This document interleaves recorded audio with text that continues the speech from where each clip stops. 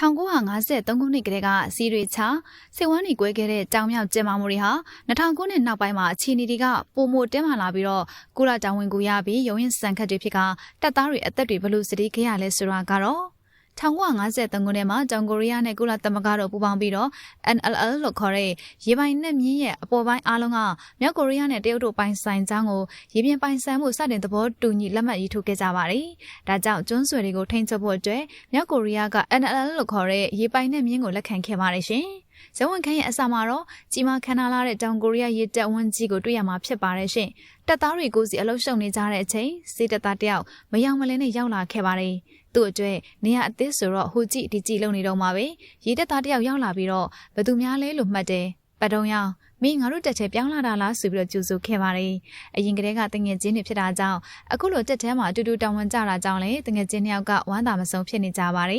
ခဏနေတော့တငယ်ချင်းကိုခေါ်ပြီးတင်မောပတ်ပတ်လဲလိုက်ပြတာအရာရှိတွေနဲ့လည်းလိုက်ပြီးတော့မိတ်ဆက်ပေးပါတယ်ခဏနေရမယ့်နေရာလဲလိုက်ပြရောပတ်တုံရောင်တယောက်စိတ်ညစ်သွားခဲ့ပါတယ်အားလုံးစုပေါင်းဆက်ပေါင်းနေကြပြီးတော့တိတ်လဲတန်ရှင်းမှုမရှိတာကြောင့်သူ့အရင်နေရာလောက်တောင်မကောင်းဘူးဆိုပြီးတော့စိတ်ညစ်သွားပါတော့တယ်ရှင်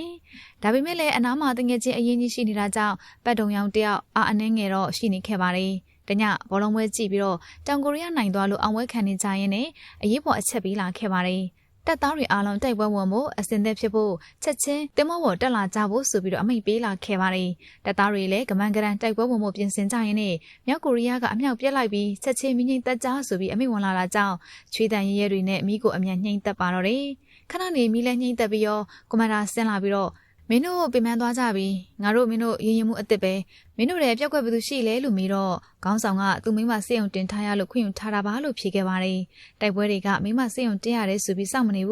းဒီကောင်ကို report ခပ်ပြင်းပြင်းတင်ဆိုပြီးပြောခဲ့တာကြောင့်လဲတပ်သားတွေအားလုံးကစိတ်မကောင်းဖြစ်ခဲ့ရပါတယ်တညပတ်တုံရောင်တယောက်အိမ်မရတာနဲ့အပြင်ကိုထွက်လာရင်းနဲ့တပ်သားတွေကလှမ်းခေါ်ခဲ့ပါတယ်ဟေ့ကောင်မြန်လားဆိုပြီးတော့ခေါ်တော့သွားလိုက်ရင်းနဲ့လာလားဆိုပြီးတော့ special ခောက်ဆွဲပြုတ်ပြလိုက်တာကြောင့်ဒုံရောင်တရီတွေကျသွားခဲ့ပါတယ်ပင်လယ်စာခောက်ဆွဲပြုတ်မစားရတာကြာနေပြီဆိုတော့မြင်းကြီးရှက်ရီစားမယ်ဆိုပြီးတွေးနေတော့မှပဲကွန်မန်တာရောက်လာပြီးတော့မင်းတို့တောင်းဝန်ချိန်လေးချက်ချင်းလိုက်ခဲ့ကြလောလောဆယ်ရှော့ပေါ်တဲ့အနေနဲ့ဒိုက်တရားထိုးရမယ်ဆိုပြီးတော့အပြစ်ပေးခဲ့ပါတယ်တပ်သားတွေလည်းတိုက်ထိုးနေရင်းနဲ့အချင်းချင်းကနန်းသားခောက်ဆွဲပြုံလေးစားကြအောင်မလားမင်းတို့ထပ်စားကြအောင်မလားဆိုပြီးတော့စနေခဲ့ကြပါတယ်ဒီနေ့မြောက်ကိုရီးယားတင်မောပင်လယ်ဝါအနီးရောက်လာတာကြောင့်ဗတ်တုံရောင်တို့တွေထမင်းစားနေရင်းနဲ့ပဲချက်ချင်းတိုက်ပွဲဝင်มาတော့တယ်ရန်သူကအရန်နှီးနေတာကြောင့်စက်ကိုအရှိန်မြင့်ဖို့လုံနေရင်ပဲ့ကန်ကလက်တွေတုံနေတာကြောင့်ပဲတင်မောကိုကောင်းကောင်းမကွေ့နိုင်ခဲ့ပါဘူးကောင်းကောင်းမကွေတာကြောင့်တပ်သားတယောက်ရေထဲကိုပြုတ်ကျသွားပါတော့တယ်ရှင်။တစ်ဖက်မြောက်ကိုရီးယားကတိုက်ခိုက်ဖို့မဟုတ်ပဲတောင်ကိုရီးယားရေတပ်အခြေအနေကိုအနိကလာပြီးတော့အကက်ခတ်တာဖြစ်ပါတယ်။ဒီလိုနဲ့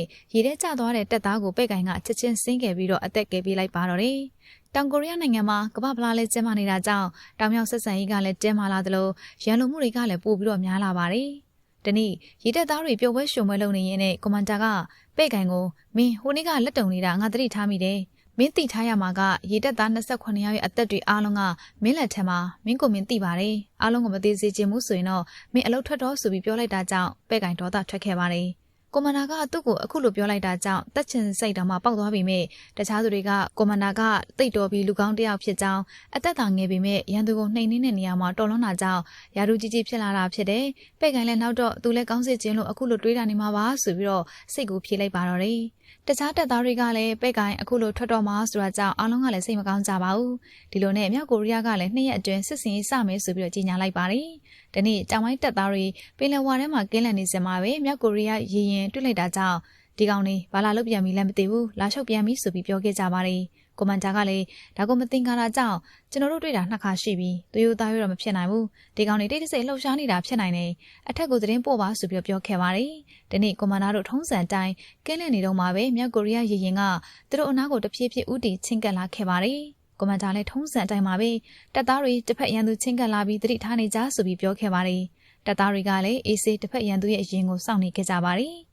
အဲ့ဒီအချိန်ပတ်တုံရောင်ကတစ်ရှူးတွေပြုတ်ကျလို့စင်ကောက်မလို့လုံနေတော့တစ်ဖက်ကပြစ်လိုက်တဲ့အမြောက်ကြီးကိုမြင်လိုက်ရပါတော့တယ်။မြောက်ကိုရီးယားကသူတို့တင်မောကိုချက်ချင်းအမြောက်နဲ့လှမ်းပစ်တာကြောင့်တပ်သားတော်တော်များများကသွေးထွက်တန်ယိုဒဏ်ရာတွေရသွားခဲ့ပါတော့တယ်။ကွန်မန်ဒါလည်းတစ်ဖက်ကလာတဲ့အရှိန်ကပြင်းတာကြောင့်မလုံနိုင်လောက်အောင်ဒဏ်ရာတွေရသွားပါတော့တယ်။တစ်ဖက်ကမပြစ်တော့ဘူးဆိုတဲ့အထင်နဲ့ရှော့တွက်လိုက်တာကြောင့်လည်းအားလုံးအငိုက်မိသွားခဲ့ကြပါတော့တယ်။ တစ်ဖက်ရန်သူကလည်းအဆက်မပြတ်ဆက်တနက်တွေနဲ့စော်တာကြောင့်ရန်သူကိုပြန်ခုခံနိုင်လောက်အောင်အင်အားမရှိခဲ့ပါဘူး။တပ်သားအများပြားကျသွားခဲ့ပြီးတော့နောက်ဆုံးတင်မောကိုထိန်းနိုင်တဲ့လူမရှိတော့တာကြောင့်မြုပ်သွားခဲ့ပါတော့တယ်။အဲ့ဒီသတင်းကကမ္ဘာတဝန်းကိုတုံ့လောက်ရိုက်ခတ်သွားစေခဲ့ပါတယ်။မြောက်ကိုရီးယားရေတပ်တိုက်ခိုက်မှုကြောင့်တောင်ကိုရီးယားရေတပ်သားအများပြားကျရှုံးခဲ့တဲ့ဆိုတဲ့သတင်းကဟိုလီတကြော်ဖြစ်ခဲ့ပါတယ်။ကွန်မန်ဒါလေးတေးလူနီးပါးတရားတွေရရှိခဲ့ပြီးတော့လအတော်တန်ကြာကုသမှုခံယူခဲ့ပြီးမှသာအသက်ပြန်ရှင်လာပြီးတော့အရင်လိုပဲတပ်သားတွေကိုအုပ်ချုပ်ကတာဝန်ကျေပြွန်စွာနဲ့ထမ်းဆောင်ခဲ့ပါတော့တယ်ရှင်။ဒီဗီဒီယိုလေးကိုအစဆုံးကြည့်ရှုကြကြရဲဆိုရင်တော့အောက်က comment က link ကနေတဆင့်တွားရောက်ပြီးတော့ကြည့်ရှုနိုင်ပါတယ်နော်။အဆုံးထိကြည့်ပေးတဲ့အတွက်ကျေးဇူးတင်ပါတယ်ရှင်။